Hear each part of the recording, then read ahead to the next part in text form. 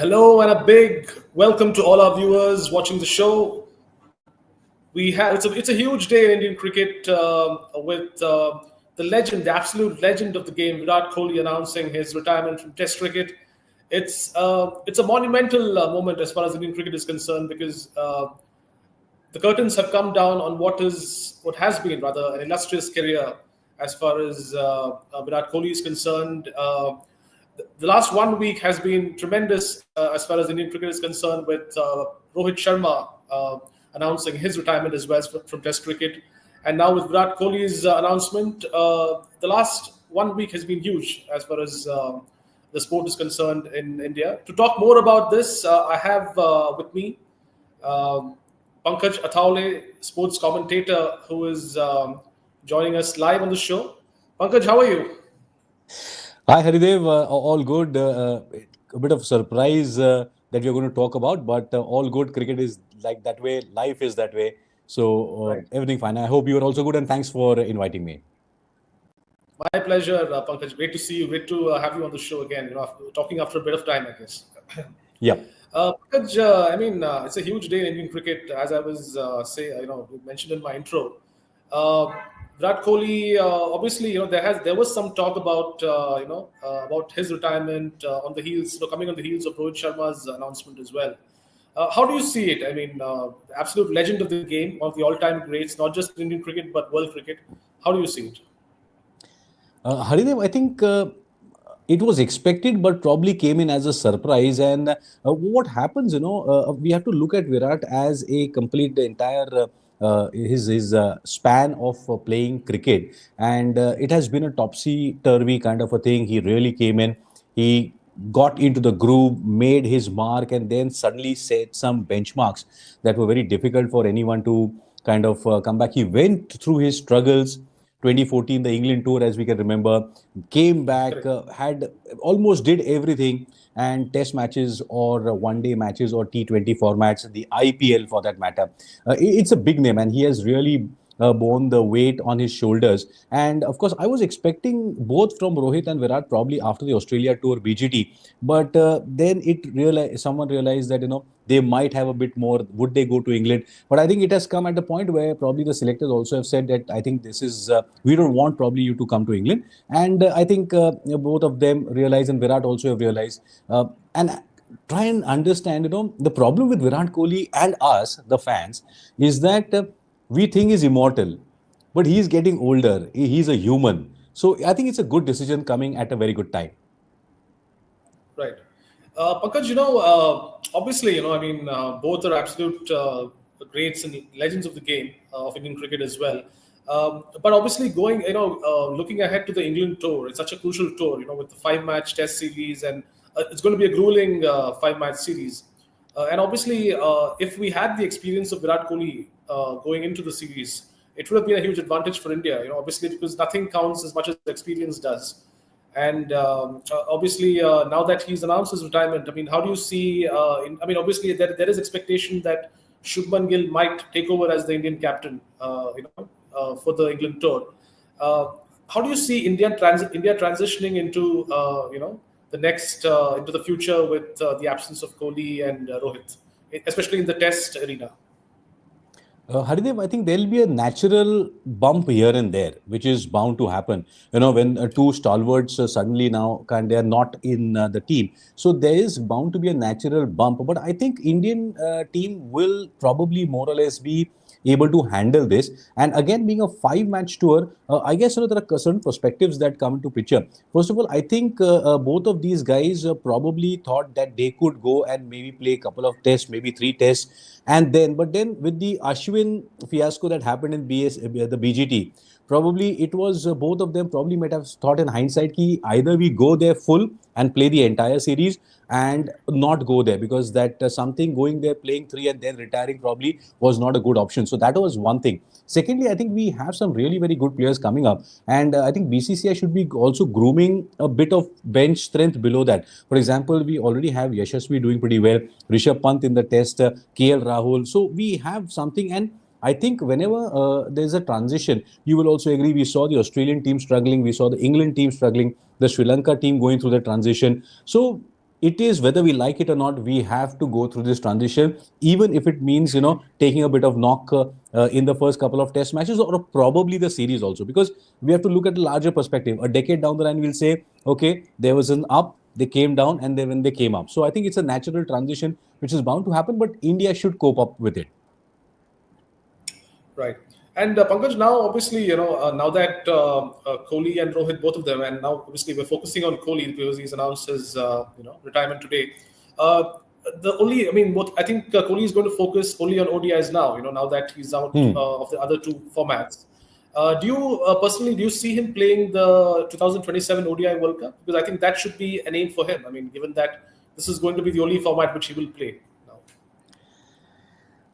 Ideally speaking, it's too far. I mean, still 2 years down the line, maintaining the fitness, maintaining he's a classy player. There's no doubt about it. But ultimately, we all are human. So I see him probably, and I don't know, but probably by the end of 26, we may have to see whether he can continue or not. But I think personally, I mean, people may agree or not agree, but I think he should call a day. Both Rohit and Virat, I think they have done so much for India in terms of cricket. They should call it a day, because what happens is nobody wants, everyone wants to go out like a Sunil Gavaskar did in 1987. Century, hatak, that is the end of my day. But invariably in India, we kind of tend to kind of stretch that last lap a bit.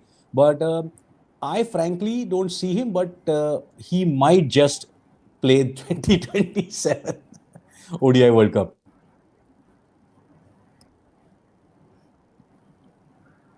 Right. Yeah. Hello, can you hear me, Pankaj? Yeah, I'm there. Okay. I think there was some audio issue, but I think Yeah, I can hear okay, you now. okay. Yeah. Yeah, And Pankaj, obviously, I mean, we all know about Virat's, fitness, which is one of his biggest strengths, actually, which has stood him through the test of time. Even when he was going through maybe when he was out of form, or whether he was going through a rough patch, all of that. I think his fitness was always of the highest standards, and he made sure even the team followed his fitness mantra.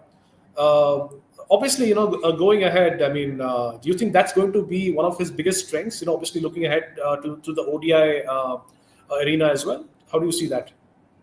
yes, I mean, fitness, Haridev, will be the prime requirement for Virat, and he has been doing that, and he will definitely do that. Just imagine Virat taking the fitness expectations of everyone to another level in the last decade or so. And everyone wants to kind of, he has set a benchmark as such. But I'll give you a couple of very interesting points that I sort of observed in the last 6 months, 2023 probably, and the BGT. If you remember the match that India played at the Wankhede during the 2023 World Cup. It was Yes, really yes. hot, and I Absolutely. I could was there. I see, was covering that match. Yes, yes. yeah. So you could, I mean, I could see Virat for the first time as a human Yeah, struggling a bit, the breathing part, and of course, absolutely. and now we are talking from he's from 100% to a 98%. The problem with all of us is we love Virat so much that we always want him to be, Yeah, 100%. yeah, But I could see him struggling there. And yeah. secondly, just imagine the hand-eye coordination in BGT. Hmm. You got to agree with it. See, we all are humans. There's nothing wrong in understand of looking at the fact that one of my heroes is losing a bit. For example, you remember when Virendra Sehwag started getting those eye problems and he got the specs. He was a Correct. different player altogether. So I think Correct. that Virat and everyone definitely would be taking that into consideration. And we don't want Virat to be in that state in 2027. Right. Otherwise, fitness, and for us lesser mortals, fitness comes from 100% to 70%. For him, it comes down to 900 to 95%. Still, we get worried. So that is Right. what everyone needs to be careful about. Right. And Pankaj, Virat, if he had some of his best, knocks, scored some of his best knocks in the 2016 to 2018 period, when he Yeah. was going through his absolute peak. How do you see? I mean, any memorable knock that you can think of? He's got seven double hundreds in Test cricket. I mean, which is the highest for any Indian batter. Humongous record, incredible record. I mean, ahead of the great Sachin Tendulkar, Gavaskar, Dravid. I mean, how do you see that stat of his? I mean, seven double hundreds, astonishing. Absolutely. And the icing on the cake for you and me in hindsight, because we are so obsessed with cricket and we love cricket, a triple hundred would have been an icing on the cake. but but that's, we always expect more. But, two things. I remember But I again, was but covering again, I the. think Pankaj, Virat was never the kind of. Sorry to interrupt you. Yeah, Virat was not the kind of batter who went for milestones per se. It just happened to correct. him. I think if you see many of his innings, I think he was just playing sublime, innings, and then the landmarks would just come up and wonderful hundreds and double hundreds to watch in that period. Those 3 years, Correct. 16, 17, 18. Sorry, go ahead. Absolutely. Yeah, and that's why, Haridev, you and me, we are greedy people in cricket. That 300 would have made, much more things better. But anyways, 2011, I remember I was covering the entire World Cup. You must also be there. I was doing the finals of the India Sri Lanka at Wankhede, and I had a Right. very interesting conversation with one of my mentors and senior commentator, Prakash Wakankar, and Yeah. he just tapped me on my shoulder and he said, Pankaj, this is the future captain of India. Right. Just move ahead, maybe 2015, 2016, 17, he takes up that role and does pretty well. And of course, you rightly said 2014 probably was another time when he was completely bamboozled in that England tour.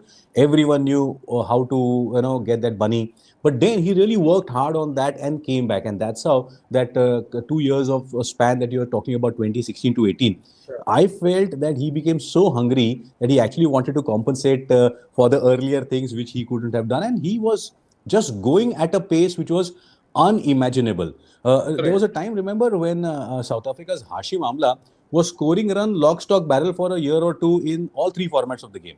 It was that kind of a sublime thing that Right. he was in. And that was simply amazing. And that took him to another level, overtook everyone, and then we can see Virat and then all the others now. Yeah. Yeah. I think his. I was just going through a stat today, just doing a bit of research, and apparently his batting average in those 3 years, in those 3 years, was around 73. Oh, amazing. And he scored. He has 30 test hundreds, right? So he got 14 of his 30 test hundreds in those 3 years, 16, 17, 18. So you can imagine Correct, what an correct. era that was. Those 3 years, Absolutely. incredible. I mean, you're right. And no, I think that time onwards, his that reflected also in his IPL kind of performances, other performances. And from there onwards, today we have his fan following really going, through the roof. That was the beginning when, yes, he was a great player. Then he actually greater greatness. He got that progression in those 2 years. Right. Let's come to Virat Kohli, the captain, Pankaj. 40 test wins in 68 test matches, losing just, I think, 17 test matches. And, there were 11 draws in those 68 matches as well. So effectively, 40 wins and 11 draws and then 17 losses. I think India's most successful test captain statistically. And even I think just the way he went about his business, as a captain, truly inspiring. I mean, how do you see that? How do you see his captaincy tenure in Test Yes. cricket Now, specifically? yeah. I mean, this would be my personal observation because I feel he could have been a much better tactical captain. Definitely, the Right. stats are there, no doubt about it. But if you look at his captaincy and the entire body language maneuvering over the years in all formats of the game, I thought he could have been a much better, shrewder captain. But of course, now these are all things that we would want from him further on. But definitely, the kind of achievements that he has had as a captain were simply phenomenal. And I think he was very intelligent. Why? Because normally what happens, you have a captain, the era finishes off, and a new captain takes over, and there is no migration kind of a thing. But he very intelligently kind of got the support and teamed up with Dhoni in various formats, wherein it was very clear that Virat is standing in the sweeper cover position or the deep mid wicket position, and Dhoni was there, and there was so much of tuning between the two of them. That was a different era. I have not seen a transfer of captaincy and the power in such a smooth way, wherein there was a phase where both of them were actually handling the entire thing. And then slowly, as Dhoni went out, Virat took over and used all the tactics that way. But I still feel he could have been a much better captain tactically. Right. Right. And just I mean, he has 11. He had 11 home Test series victories as captain. 11 home Test series. I mean, that's an astonishing stat actually when you look at it. Obviously, you had the likes of Ravichandran Ashwin, Ravindra Jadeja, as part of your squad, and obviously the impregnable Indian batting lineup, which included him himself. How do you see that? I mean, 11 home Test series victories as captain. Brilliant, isn't it? I mean, you really don't see a home side being so dominant, and Virat probably was also lucky, just like Saurav Ganguly Dada had a very good team. He had those warriors. Similarly, Virat also had, I think, Ashwin, Jadeja, that particular jodi that you mentioned really helped him. But again, it doesn't just happen that way. And maintaining that consistency, maintaining that dominance throughout was something that will be always looked up as Virat Kohli was the captain of that particular side, which did that. So simply phenomenal. Probably another observation what I had was normally we expect a person to mature, and as you kind of go up, you get promoted, you become a slightly different person. Virat was the same person earlier as a captain. That surprised a lot of people, slightly unconventional, but it worked. Just like Dada sort of kind of got the best out of those players. Uh, Virat also, with his exuberance, was kind of able to really get the best out of everyone, and that's the reason why those 11 home victories are quite important to be kind of remembered for a long, long time. Right. Pankaj, I mean, when you just look at Virat Kohli's career, I mean, obviously, he's got some great Test victories, great wins. I mean, amazing batter. I mean, without a doubt. But do you feel, especially in Test cricket, I mean, now that he's called time lost his career, do you feel as a captain he was a bit unlucky, a tad unlucky when it came to ICC tournaments, ICC titles? Do you feel that?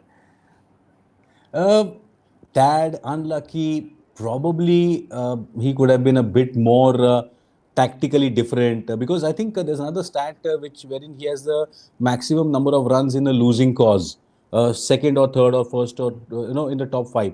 So he has been able to make runs in that last innings, but the team couldn't win. So yes, you can say a bit Tad unlucky, but probably sometimes what happens, Haridev, the problem in cricket is that you score 95, 99, 98.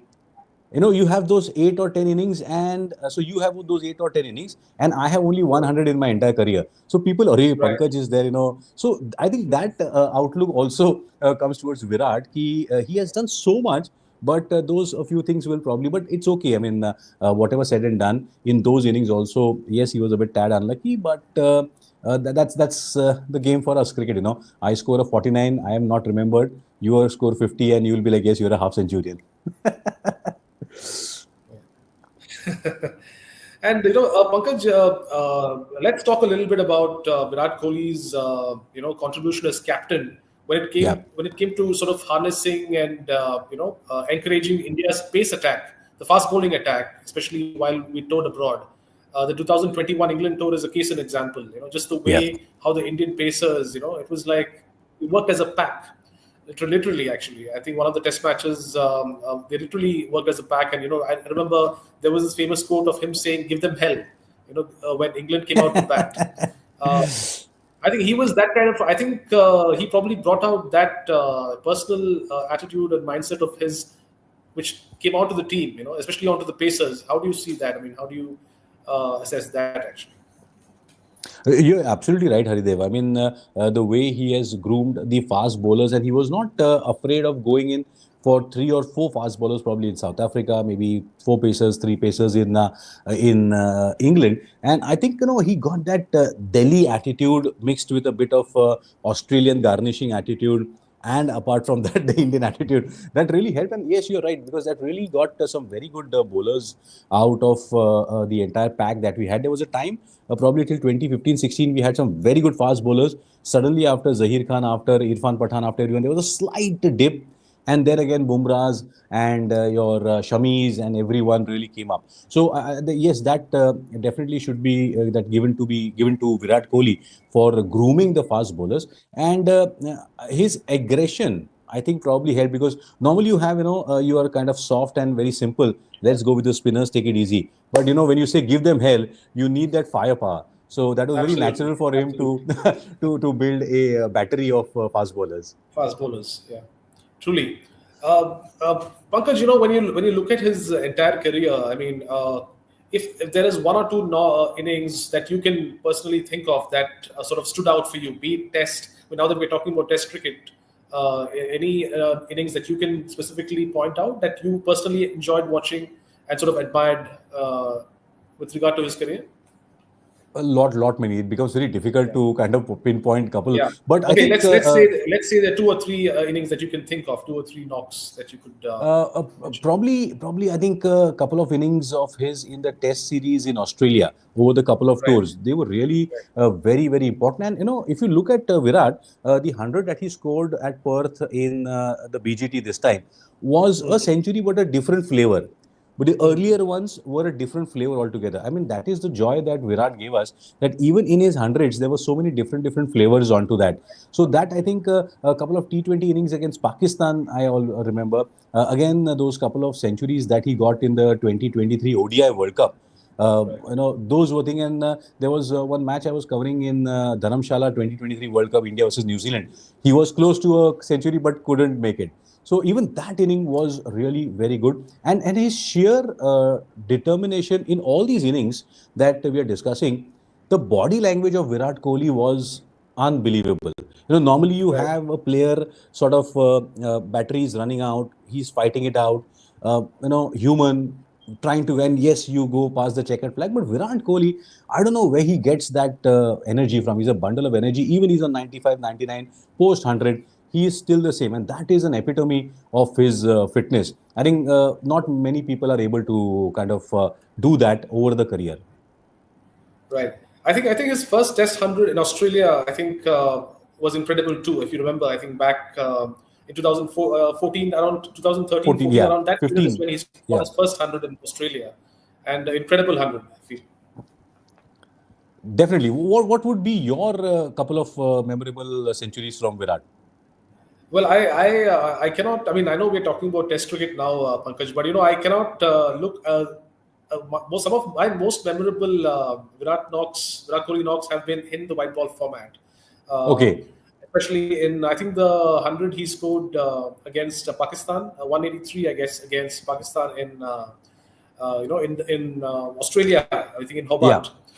That's one. And then obviously, I think a knock, the 84 he scored against Australia in Mohali, the World Cup, Yes, yes. which was again, that was the knock which gave him the Master of Chases tag, if you remember. That was the beginning of Right. it, if I Correct. could, recollect. And that was one. And then obviously the iconic MCG knock against Pakistan, which Yeah, he yeah. won us from the jaws of defeat. He fetched us victories. So I think these are the knocks that I can remember in the white ball formats. I mean, the Test hundreds, there are several of them. I mean, I don't think I can specifically point out one, but yes, there are so many of them that we'll have to sort of really go through them, as you said. Yeah, I think Haridev, what happens is this is like a multi cuisine. Virat is a very multi cuisine Absolutely, kind of a absolutely. person because he gives It's you like so it's much like of when you joy. go to yes, yes, yes. It's like when you go to a place, and then you have a whole bunch of things, and then you're figuring out which one is the best to have. Yeah. Finally, I mean, one last question, Pankaj. I mean, when you look at Virat Kohli, what about his legacy? What is it that you would remember the most about Virat Kohli, the player? What sort of legacy do you see in him? I mean, what is your assessment of that? Quite a few things. We all love him, and he has really done human service to Indian cricket. I think basically a never say die attitude, uh, intensity. I mean, maintaining intensity throughout a game is something probably what that we can always learn from it, because we are all humans, go up and down. And third is the fitness. All said and done, his fitness, he may not be technically that right, he may not be very what do you call exuberant on eloquent on certain shots, but his fitness, his intensity, I think this is what the legacy that we all will carry, and that would really help the newer players, that even acha, not just at the beginning of your career, throughout your career. Now that is something which is very difficult to maybe replicate, but I think his intensity, a never say die attitude, and unbelievable fitness are the probably the points we all will remember, and youngsters will take it ahead. Right, right. That's all the time we have for here. The Pankaj, thank you so much for joining us on a very special show here at the FPJ. And that's it we have for today. Thanks a lot to all our viewers for joining us, and wish you a great evening. Thanks a lot, Pankaj. Thank you. Bye.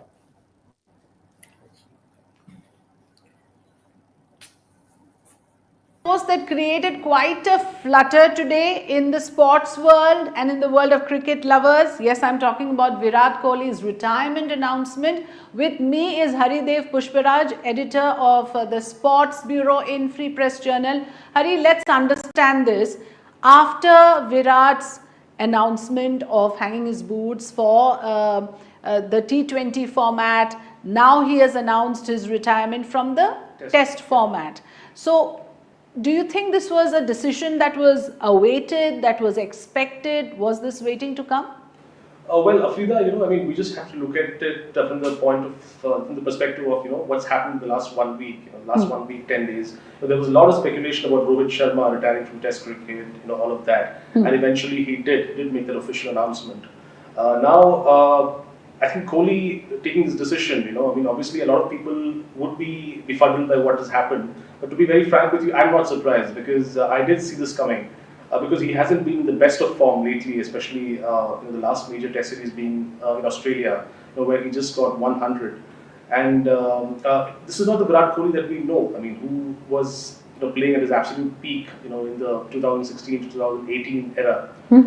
He is, I mean, of course, he's supremely fit at this point in time. He can still, if he wants to, play on. But I guess, there gets a stage in a player's career where, and Virat is a very smart, intelligent cricketer. He realizes where he is at which stage of his career he's standing. So I think he's taken a decision which is, which is in the best interest for him and also in the best interest of Indian cricket and going forward. So yeah. So if we look at the timeline of things, and you mentioned this, that this comes close on the heels of Rohit Sharma's announcement. Yeah. So now, of course, the next question will he be playing the World Cup? Is that something that he's aiming for? Has he planned his retirement in a staggered way for different formats?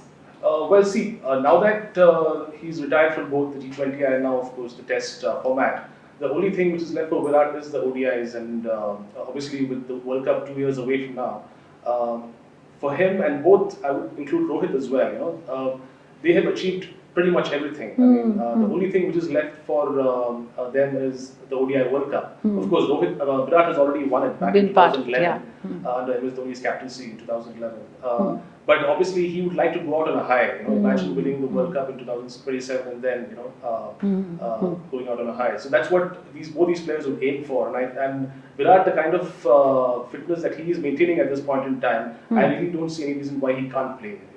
So that's what I wanted to ask you, since you have reiterated his fitness a number of times.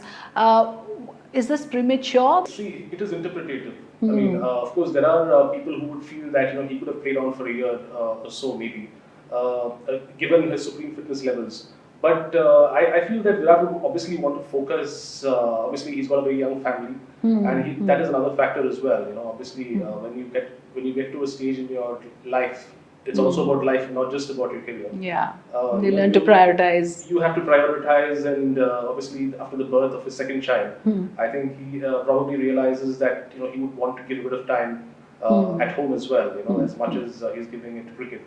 So has fatherhood prompted this? Is something that you are trying to hint at? I'm not trying to say that is the reason. The reason, but that could be one factor. Factors. Obviously he would not spell it out.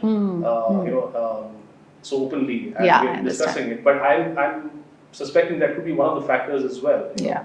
I mean, obviously now that T20Is and tests are out of the way, there will be a lot of time freed up. There is clarity for him in terms of he can just singularly focus on the ODI format and the kind of form he's been in. Brilliant form in ODIs. We must mention that because I think this year when India won the Champions Trophy in Dubai, he was in the best of form. Yeah. So you're saying it's as per a script, and Virat being Virat knows, what step to take and at what stage. That's interesting. But let's talk about the impact on the team then.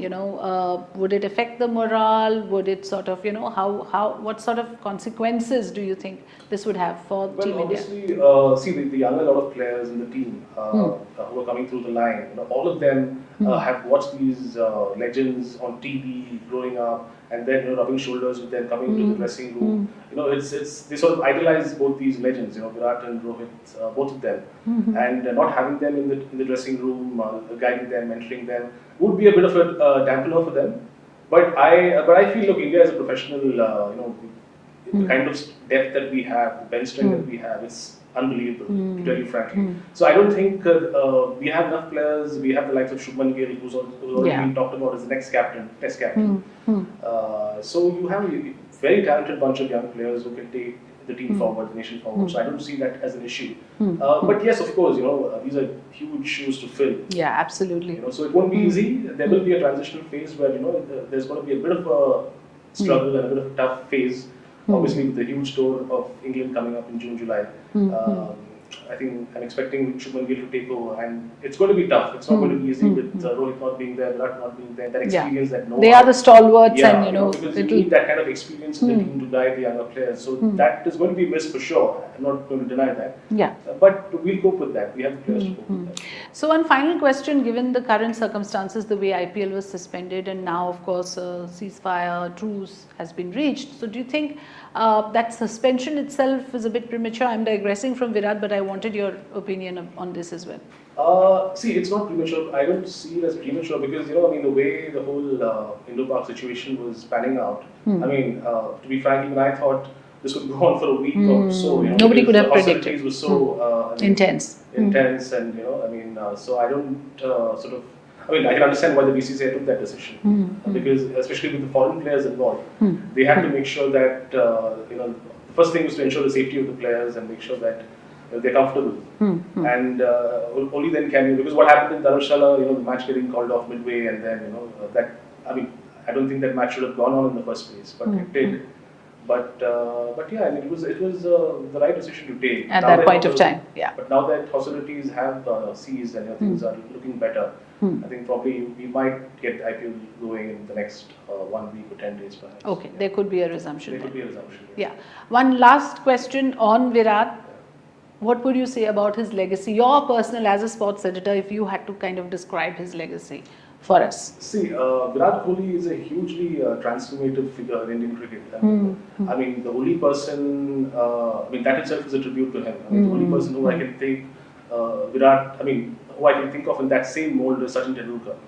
Sachin Tendulkar was the kind of, I always, when I talk about this with my friends, I always say the kind of effect Sachin had on the Indian popular pop culture psyche is the kind of effect that Michael Jordan had on Chicago Bulls. Wow. Back in because NBA became NBA because of Michael Jordan. Back in the early mid 80s, around that time. The same as with Sachin Tendulkar when he came, and the whole liberalization, all of these things. India just opened up at that point of time, the cable TV era, and all of that. And Sachin was the beneficiary of that. Virat, on the other hand, is the beneficiary of the social media revolution because you didn't have social media back in Sachin's days. So he, the kind of way he played, the way he, the icon that he became is also to do with the coverage he got every time. He got, I'm not saying that is the reason, but I'm saying that enabled it. And he embodied the spirit of, resurgent India, wanting to be ambitious, taking the attack to the opposition, this whole, aggressive. Of course, his aggression did get misconstrued, in the initial a number of times, in his younger days, but I think it was understood after a point of time that he meant well. And I think, and of course, the fitness culture, the kind of fitness culture that he brought into the Indian team was huge, especially for the fast bowlers. One thing I can tell you is when Virat Kohli was the captain of the Indian team, he's won 40 test matches as captain, which is phenomenal record, India's actually. most successful test captain. It's a big deal because it's not easy winning test matches, and especially away from home. And the way India played test matches away from home, especially in England and Australia under Virat's captaincy, was something we've never seen in our cricketing history. I remember back in the 90s, we struggled when we went abroad. But Virat changed, which is why you said he's a transformative figure. He changed the way we approached the game. When we played there under his captaincy, the opposition was under pressure, which was never the case, back in the day. So he was an absolutely formidable cricketer on the field in that sense, and I would conclude with your words that he's a transformative figure, and what Virat did to Test cricket for the Indian team is something that none of us can ever forget, and for that, of course, he becomes one of the tallest youth icons, cricketing icons in India. Thanks for watching, and thank you, Hari, for joining us.